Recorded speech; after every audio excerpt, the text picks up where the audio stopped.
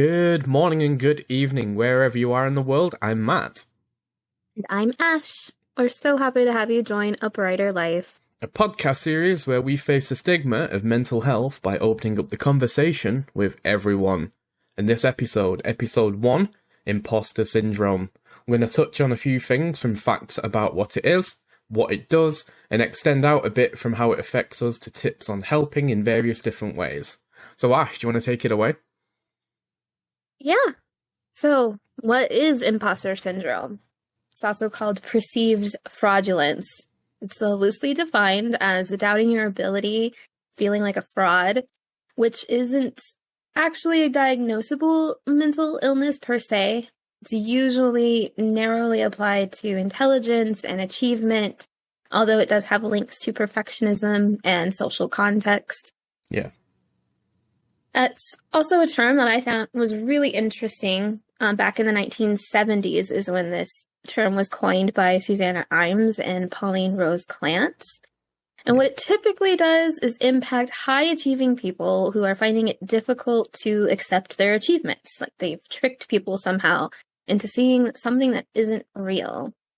So it's more of a kind of unidentified annoyance more than anything. It's not quite official, but it's there and it's definitely something. Mm-hmm. I think it kind of loops in with the way a lot of mental issues might be, or mental wellness issues might be, where it's like, it's a symptom, but it can feed into everything else. Yeah, it's like a spider web. Yeah. So what does it do to us? So what does it do to us? It gives us feelings of self-doubt and personal incompetence, despite proof that your education and your experience and your accomplishments can show otherwise. So no matter how much you've achieved and how bigger things that you've achieved in life, you will still negatively talk about it. You'll still look down upon your achievements, even though the proof is there in black and white that you are doing well. There's quite a lot of consequences too, both physical, personally, and mental as well. People can be kind of persuaded to leave the jobs, getting frustrated, a negative attitude and self-doubt around your own persona and around everything around you. There's a lot of mental health issues involved with it as well. Anxiety. For the most part, social anxiety as well as personal. Paranoia, there's worry, fear, seclusion, low morale, self-image, constant self-judging. It's a plethora of everything realistically that you invent with your mind, which isn't necessarily true or not necessarily how everybody else sees you. So looking into this a bit more, there's actually officially 5 different types of imposter syndrome. So should we touch base on these? Yeah, I think so. I think it's a great place to start.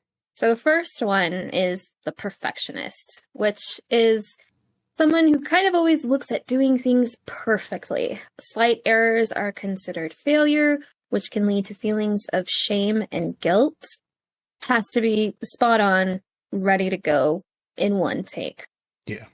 The next one is like the natural genius. They expect to meet high goals quickly and effortlessly. Sort of ties into the perfectionist just a little bit. So when things get difficult, they feel very ashamed. Like, I was never up to this challenge to begin with. Yeah. I'm not the right person. And then you have the rugged individualist, or also kind of called the soloist. And they're the ones that need to do things alone without help from anyone. Interprets getting help as a sign of weakness and failure. Again, I'm not good enough to do this. If I can't do it on my own, if I have to have somebody else with me, I'm not the right person. Yeah. And then we got a couple of others. Of course. So next we have the expert, the moral kind of know-it-all, the person who likes to look at the front and the back cover of a book and kind of research everything possible to do with whatever it is that they're trying to accomplish, whether it's work-related, whether it's personal-related or anything. The expert needs to know everything, the ins and outs, almost like taking apart a TV and looking at everything inside it to understand how it works before they will watch the TV, and they have to know everything. And then moving on from that is a superhero, aka the person who tries too hard. The superhero is basically, it's almost like they always have to prove who they are. That it's constant proof and almost kind of like denial. They have to kind of, not necessarily from a competitive perspective, but they have to be better than other people. They have to be that one that other people will go to, not necessarily look up because they want some kind of glory and achievement, but people to look up to them because they are the one that knows how everything works and how everything basically goes around the cogwheel that keeps everything moving, whether it be in work or whether it be at home.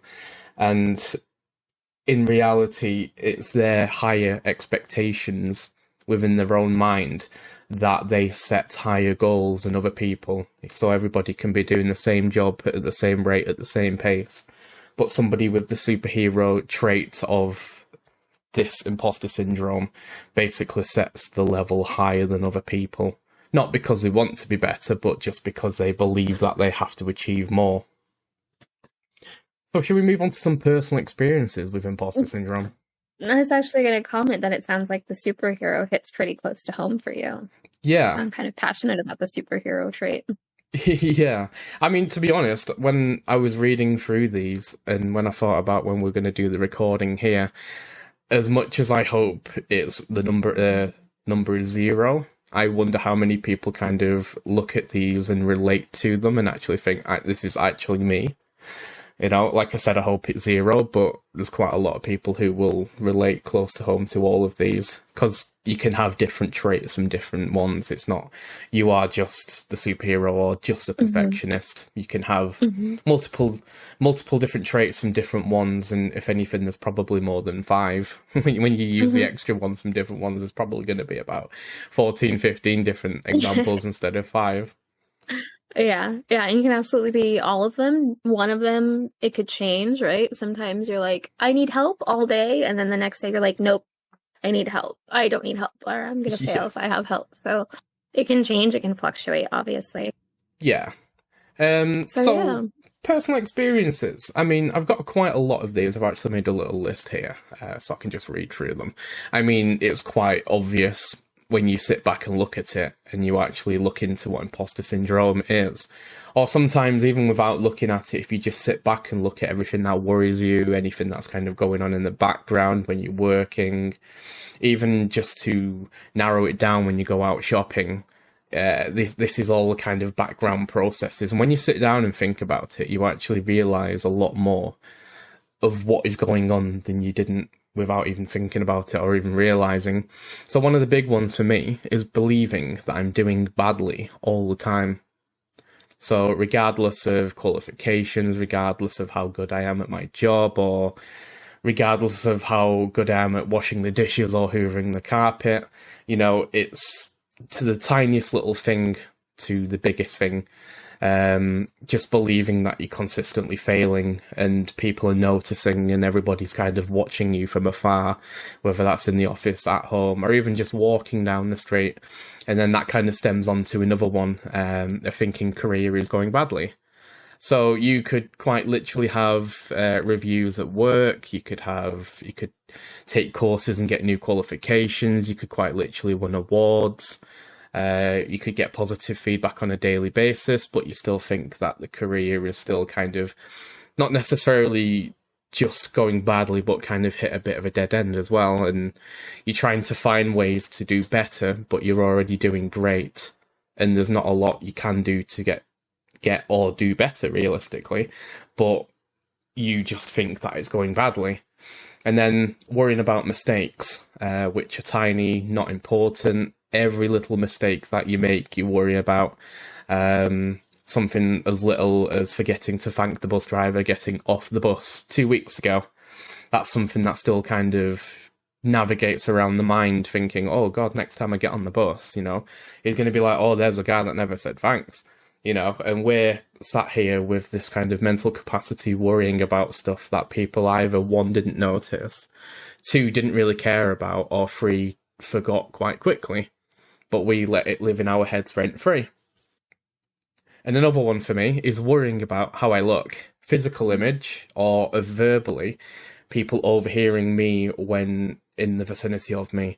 So consistently worrying how I look, whether it be not so attractive, whether that be overweight, or whether a t-shirt or a jacket to me doesn't look like it fits correctly when it completely looks fine, or thinking that it looks fine when it doesn't, and I'm worried about the consequences of wearing this t-shirt, even though, you know, there's absolutely nothing wrong with it. Again, worrying about the little things and worrying about mistakes, they all kind of interlink with each other. So consistently, from walking down the street, from getting off the bus, going to work, walking through the office, wherever you are, even at the supermarket, standing at the tills, paying for groceries, you're just consistently worrying about how you look, and you believe that everybody is looking at you, when in reality, they probably don't even notice you.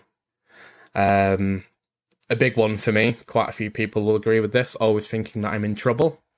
You know, when the phone rings and it's your parents or a manager or something like that, the first thing your mind thinks when that phone starts ringing is, I'm in trouble. And that one's a killer. That one really, really, really gets to me, that one. And that one, like, not to jump in, but just before, that one just reminds me every time my boss is like, hey, do you have a minute to meet? And I'm just like, oh God, what did I do now? What did I do? It could be completely innocent. And yeah, you just reminded me of that. Sorry. Exactly. So another one is not being good enough. And again, these all relate to everything, not just at work. It can relate to home life, just generally not being good enough. And that interlinks with being lesser than everybody else.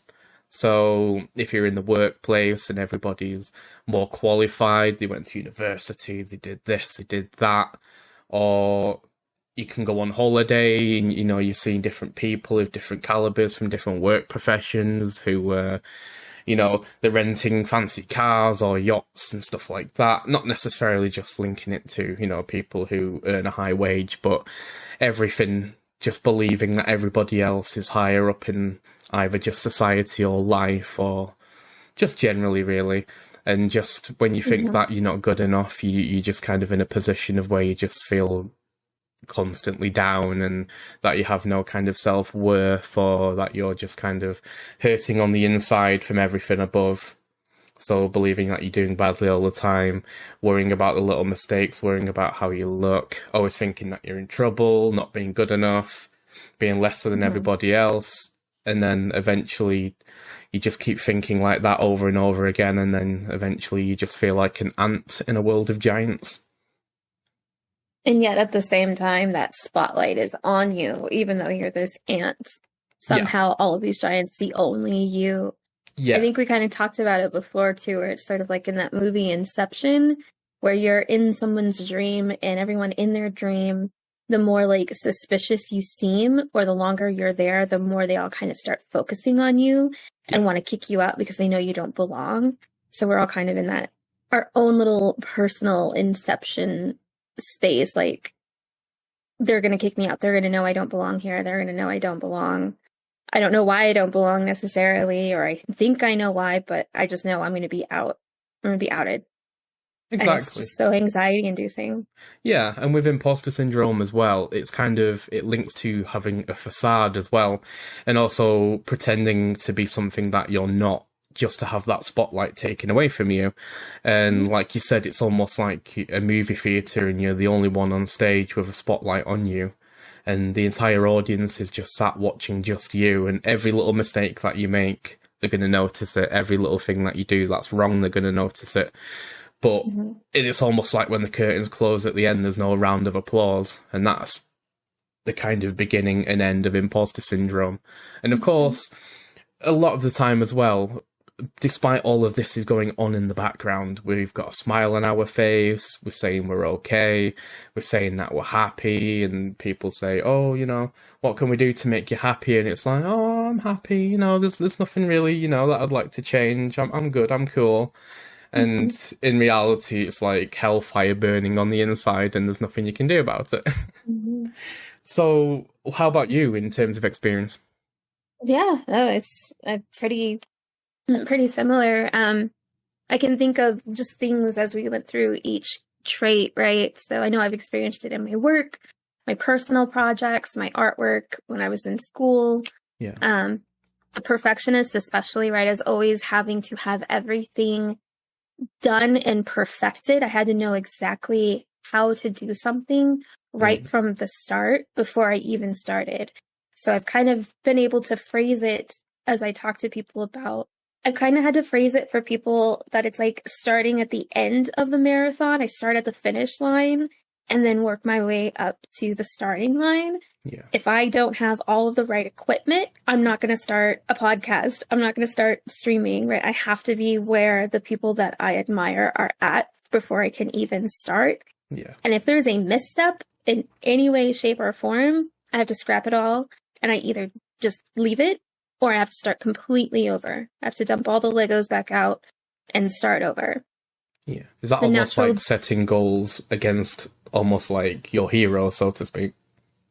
Kind of, yeah. It's knowing just they're so amazing at what they're doing that I forget they started somewhere too, right? Like they didn't start with all the proper equipment. We see where they're at because of all of the steps they've taken. And so I go, oh, okay, they learned all of these things. I don't want to take that advice, or I don't want to miss taking that advice. I want to have all of the things they've learned right off the bat, and then I never get started. Yeah. So it's and that can always loop into, of course, like the sort of like the expert, right? And I know all of these things. I got to get going. With my natural genius side, it's definitely like over promising and under delivering because I get so eager to do something or to prove that I fit, right? That I prove that I am the right person for whatever the task is. Yeah. And then when I can't deliver what I've promised on, well, now I'm feeling like a fraud. Like I wasn't the right person and I'm not good. Yeah. And even in that directly flows in like for the individualist or the soloist to me. And it's not so much that I'm afraid to ask help at all. Like, if I want help or I know I need help, I will ask for help. It's knowing in myself when I need help and recognizing that I genuinely need help. I'm not just being like lazy or I'm not, stupid, that I can do this. So when someone does step in to help and I haven't asked for help, I immediately take that as, oh, they see right through me that I can't do this. Yeah, it's almost like a personal attack. It's almost kind of like you're pursuing validation. Yeah. Oh, yeah, it's absolutely needing validation. And even that can get in your own head where it's like, just tell me I'm doing okay, but you can't ask for that all the time because that gets annoying. It's like, how many times do I have to tell this person they're doing fine? Why can't they just believe it? And you're like, I'm just going to shut up. I'm just going to stop. Yeah. It's just so rough. And then while I see myself as like humble and I will acknowledge when I don't know something, no problem. At the same time, it can come off when I do have something I want to contribute or I want to say, it absolutely comes off like I'm a know-it-all and I just need to prove that I know what I'm talking about. So a lot of times, just in what I think is a normal conversation, it'll end up being a clash and they're going to be like, you don't have to know everything, or you could just let it go and let someone else know something. And I was like, wait, no, I promise. I thought I was just having a conversation. So that hits really hard with neurodivergent brains, especially. And I'll go off just a little bit on a side street is we get very passionate about the things we know or the things we're interested in, even if we don't know everything about it. And we want to join in the conversation. And so a lot of times the way that our conversation joining sounds is that we're trying to be like, well, actually, it's blah, blah, blah, blah, blah. When really we're like, oh, we have an extra piece to add to what they're saying. Like, yes, there was actually a World War II that followed up World War I. And they're just like, you don't have to do that. We just we just kind of like cower a little bit. Like, oh gosh, I'm so sorry. Yeah. So it's kind of, it can be taken the wrong way. Elements of the expert and the superhero combined. Mm-hmm. Oh yeah, absolutely. And it's a beautiful leeway into the superhero, right? Like, you made a really good point about how it's like wanting to be better than everyone else because you're better than them or anyone is lesser than you, but you want to be that solid foundation. For me, it's also like I work or live with a bunch of superheroes. I work and live with the Justice League or the Avengers, and I've been invited into the Justice League or the Avengers, and I'm like, I don't belong here. I am not a superhero. I just make really cute Christmas cards. That's not a superhero. So there's that other side, I think, to it where it's like, I have to be a superhero because I'm surrounded by superheroes and they see you as one, but you don't feel like you are. And so you feel like that fraud in that way too. Yeah. So how do we proceed? Yeah. Well, I mean, I'm going to base it off basically how I personally want to move forwards, really. Everybody's different. Some people have different thresholds, different boundaries, what they're comfortable doing. And, you know, it takes time to learn. And there's no direct approach on how you can kind of move forwards. And again, because this is an undiagnosed, mental health issue, so there's no official way to move forwards. But for me, I have 4 steps that I'm going to try and participate in 2023. Well, I'd like to try it now, but, it's a month away. So I'm going to start being more sociable. I'm going to start going out more, whether that's work events or going out with the team members, going out with friends. I'm just going to be generally more sociable rather than like a hermit crab in my little man cave. I'm going to go out and actually start, getting some fresh air, going for walks, speaking to people, whether that be new people or current people. I'm just going to be, because usually I'm quite boxed up with chains and padlocks, and as much as somebody may walk past me and smile and say good morning, and my mind instantly starts turning cogs of saying, oh, they're judging me, oh, they smirked, do I have something on my face, have I done something funny, do they know something I don't, blah, blah. Instead of having a million thoughts, I'm just going to do Mission Impossible and say good morning back and ask them how their day is, which is something I don't do enough. And that can start, smaller conversations and lead to more friendships or just generally being more sociable. Point 2, I'm going to try, an emphasis on try, to be more positive-minded. I'm going to look and search and try, once I've found them, some new methods to be more positive-minded. Whether that's, again, just in generic life, because I'd like to apply this 24/7 and permanently, not just around other people or work. I'd like to be more positive-minded from waking up to going to sleep. Nothing worse than waking up in a bad mood and instantly starting to think negatively about different things the moment that you open your eyes. So I'm going to start being more positive. I'm going to start noting and celebrating the smaller things in life as well. So no matter how small it is, like this podcast, for example, I'm going to celebrate the fact that we've decided to do it. We've gathered the courage and the strength and the kind of the thought process and the confidence to jump into it and start doing it. I'm really going to start celebrating and taking note of the little things like this. And again, a few weeks back, I won an award, which took a while to actually accept and to kind of hit home that I've actually achieved this. And again, this podcast stems on from that as well, and from other seminars that I've attended, which are in regards to mental health, with this topic being one of them. So I'm going to start basically celebrating small achievements. And the last point is I'm going to try my best to stop being alone, which is probably one of the major reasons why I'm, for the most part, not necessarily antisociable, but not as sociable as I could be. And again, when you're on your own and your mind is turning like a cog constantly, you're not necessarily going to be in a positive frame of mind. So being around people is probably one of the best steps, which should technically be point 1 on the list, I guess, to getting out there and doing more with life, basically. Yeah, it kind of wraps it up. We are social creatures, right? Yeah. We can do things individually, but some of us have been in that situation where maybe we just had no choice. And so the longer you've been alone, the longer, or, how quickly then you're your brain can tell you that that's all you need is yourself. You don't need anybody else. Yeah. You don't want anybody else. Like, if someone else is there, cool, but really you expect to be alone 24/7 for the rest of your life. And that can eat away and just have a spiral of so many different side effects, for sure. Of course, it's almost like your brain starts needing that. It starts kind of adapting to it and wanting to actually do that.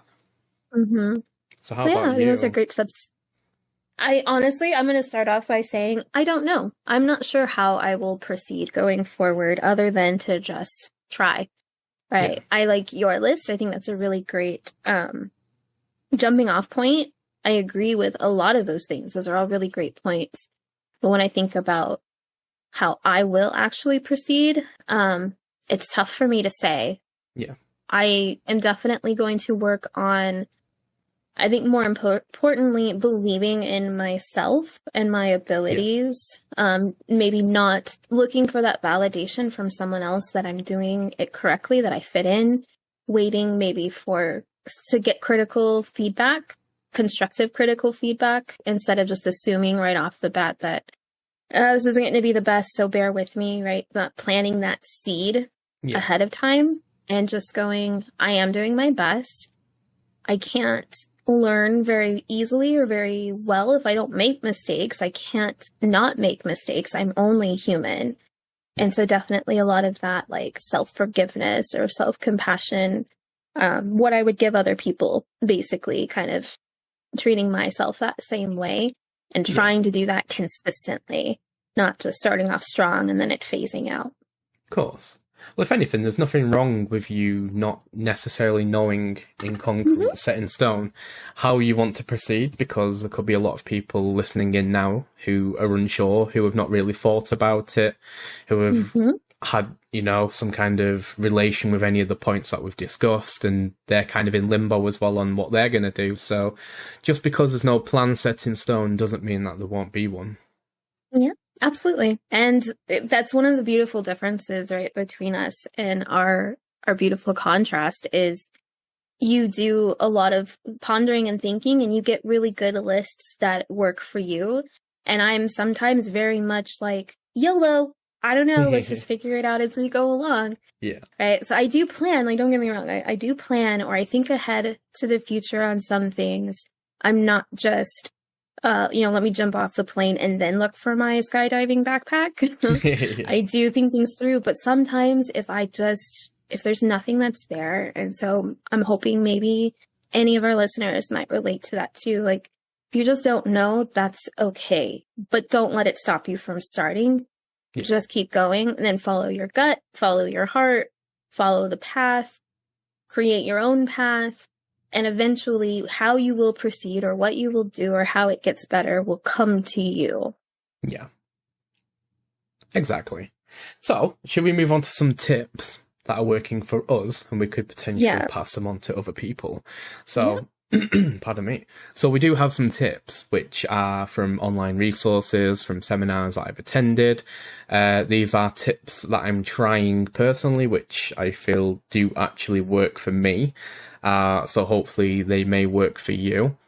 And again, if you're looking into this a bit further, or you're listening to this on YouTube or anywhere where you can post, whether it be Twitter, please do post a comment on anything either that could be added to the list, anything that's kind of similar. If you've got something that's working for you as well, again, feel free to post it. We're always keen to grow this list. So the first fact is literally a fact. So tips that are working for us: learn the facts, think alternatively of other positive outcomes, and thinking that's all you have. So if you're at work, learn the facts, get feedback, take compliments, accept praise. Just because somebody's given you feedback, it doesn't always have to be good, doesn't always have to be negative, it can be constructive. Just accept it for what it is and just learn the facts, and don't believe what the mind invents. Just because your mind makes you aware of it and that you necessarily believe it doesn't make it a fact. Whereas people giving you feedback and compliments is actually something that your brain hasn't invented. It's something that somebody else has given to you. So point 2 for that one is think mindfulness for yourself. Take lunches, stop working when it's necessary, take breaks, don't overwork, don't log on before you're supposed to. I'm very much guilty of that. I've been doing it for a long time. And sometimes it's not easy to not do that, but sometimes you get so kind of into the workflow and you want to get everything done just because your mind tells you it has to be done now. And sometimes you can kind of climb over a wall that's a bit too big. And just generally talk to people, say good morning, ask how they are, even if it's somebody you don't really talk to. You'll probably tend to find when you're out and about, mostly in work, because when you go shopping it's a bit different. Everyone's out for a reason, but when you're in work or something, you'll tend to find most people will smile and look down, or they'll just smile and nod. There's no kind of interaction or anything like that. And you have this urge to go, good morning, but you can't bring yourself to do it. And often you think that that is a result of not really knowing somebody, but for the most part, they might be in the exact same situation as you. They might want to say good morning, hence the smile, and then you just kind of get that little awkward feeling that you were going to do it, but don't. So just talking to people and just opening up a little bit, which stems me on to my second point, which is share your feelings. Talk to friends, talk to family, talk to colleagues.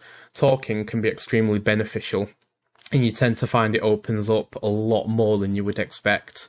Our first initial instinct is where people will just automatically not care, kind of laugh, giggle, judge us, which is the worst part.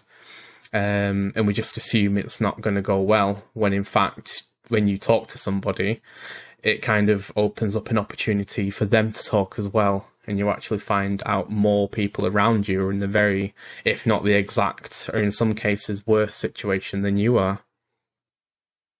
So the next point is celebrate your successes. The small things, just celebrate everything. Like I said above, start noting and celebrating the small things. If you celebrate every little thing in life, then you'll never stop celebrating. Like the guy who can laugh at himself never ceases to be amused. So if you never stop celebrating, you'll always be in that position of where there's something to celebrate. And try to accept that not everything is perfect. Embrace mistakes and learn and move forwards. Don't take them away and sit there and kind of stew and boil and kind of, because what I do, and I can imagine quite a lot of other people do as well, if they make a mistake, they'll go away and they'll replay the situation in the head and they'll think about what they could have done, what they didn't do, what they should have done or what they shouldn't have done, and they'll just replay the scenario over and over and over, and it's been and gone now. Everybody else involved in that situation is probably forgotten, moved on, but you're sat there kind of like a big gear in a big machine full of cogs, just replaying it over and over and over. And I'll add to that sometimes that overthinking or that ruminating it'll create a mistake that wasn't even actually there. Yeah. And you find yourself going the next day and be like, oh God, I can't believe I messed that up so bad. And they're like, what are you talking about? We didn't see it that way. You're the only one that saw it that way. And it only comes across in you to yourself, usually when you've thought about it and overthought about it so much. It creates that. So yeah, that's a good call out. Exactly. And then you start inventing other things as well. And you then start believing more things, like you believe you've upset somebody, which stems onto thinking that somebody's fallen out with you, when it was quite simply a basic situation with no other, motivation, consequences, or anything like that, and it's still to you like the end of the world. So the next point is cultivate self-compassion. Do you want to touch a bit on that? Yeah. I think it's, kind of similar to what I was saying before, right? Forgiving yourself, letting you know yourself that you're okay, you're doing great, you're only human, mistakes will happen, you won't know everything, you're going to need help, right? There's so much complexity to being any kind of human being, whether it's a neurotypical, neurodivergent, someone who doesn't have depression, someone who does have depression. If you were to see somebody trip on the streets and you would help them up and pick them up and they were embarrassed and they would go, I'm so sorry, you would give them compassion. It's okay, it happens. Now look down at that person that's just tripped and you'll see that it's yourself. So give yourself that same compassion, that same, it's okay, you're only human, we're all going to fall, we're all going to bump into things, and we're also all going to just stride down the street like it's a catwalk sometimes. Humanness and compassion around that is not ever going to be the same or smooth. So just be super forgiving as much as you can. Exactly. And that leads on to the next one as well. Share and accept your failures. So if you've made a mistake or something's happened, accept it, accept that it's happened, and use those as examples in the future, not only to share with just say yourself, but with others as well. A lot of the time we all try to not make mistakes. We all try to be as good as we can, the best we can be. And we don't often talk about or share where things have gone wrong in life from the past or current. And you tend to find you learn more about yourself when you share not just the good stuff, but some of the negativities as well. Mm-hmm. No, it's like when you see someone on Instagram or TikTok or any social media platform, right? Like, oh, their life looks so perfect. Or you hear a podcast and you're like, oh, that was just so flawless. You go to try it, do it yourself. And it's like, I had to do that 40 million times. I'm just going to give up. Nobody sees the behind the scenes of the TV show or how much filtering and correction might have been done to a photo, or even how many times that natural looking photo was taken, that YouTube video trick was made. How many times we've had mistakes in this podcast alone that we've cut out, but we can still accept that they're there, right? We want to present our best selves. And part of our best selves are those little mistakes, those little quote unquote failures. And the biggest step is saying, yep, it happened. I've learned from it. I'm going to do my best to not do it again, or I'm going to do better next time. I'm going to do better next time. Exactly. And that leads perfectly onto the last point on the list, which is accept things. So regardless of what it is, whether it's something from the past, something that's happening now, and that's not just negative, that's also for the positive as well, good and bad, you need to accept it. As hard as it can be, and without sounding too blunt, but it's reality. And whatever happens, happens, and it happens for a reason, or it happens just because you were in the right or the wrong place at the right or the wrong time. And regardless of whatever happens, everything is fixable, we can move on. And the only way we can do anything that we've discussed so far on the podcast, everything here all the way back to 1 second into it, is that we just need to accept it. Go with the flow kind of a thing, as best as you can. Yeah. And I want to say that one of the best things, I'm sure I might have talked about it before, but one of the things that does help me accept the here and the now, right, is what's tattooed right on me. After all, tomorrow is another day. Today I made a bunch of mistakes. I'm going to accept them, and it's going to be okay. And tomorrow is another day to try again. Let's see how much I can do with the mistakes I've learned from today. Exactly.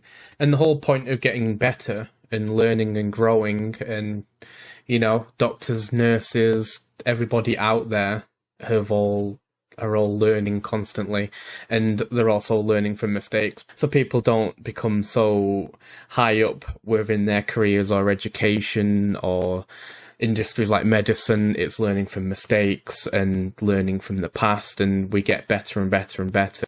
Mm-hmm. Absolutely. So that's it. I do believe we've pretty much covered the majority of what we had planned for this. Yeah, I think so. And again, I know you mentioned it before, this isn't comprehensive. This isn't our only list. And as a reminder, again, we're not doctors, professionals, licensed therapists, certified coaches, anything like that. This is all anecdotal from what we've found on our own and what we've tried in our own lives. Some things that have worked for some that may not have worked. So we will absolutely be posting everything we've talked about on all of our social media platforms. Be sure to check them out. Twitter, Facebook, Instagram. We even have TikTok, LinkedIn, of course. And we'll include all of the resources that we've pulled our information from as well, if you want to check them out. And like Matt said, participate in the conversation. You may have your own tips, tricks. Maybe there are things that we said that you didn't realize and it inspired something or brought something full circle for you. join that conversation. Let's be part of that conversation and get these things to grow. That's the advocacy we're here for. Exactly. And we're more than happy and more than keen to get everybody else involved as well and listen to your perspective. It's not just about us, and let's try to get everybody involved. Yeah. Whenever you're comfortable. Join us. We love it. Exactly. No rush, no pressure at all. If it takes you a couple of weeks to drop a comment, then that's completely fine. And on that note, thank you very much for listening, and we wish you farewell until episode 2. Thank you. Thank you. Bye-bye.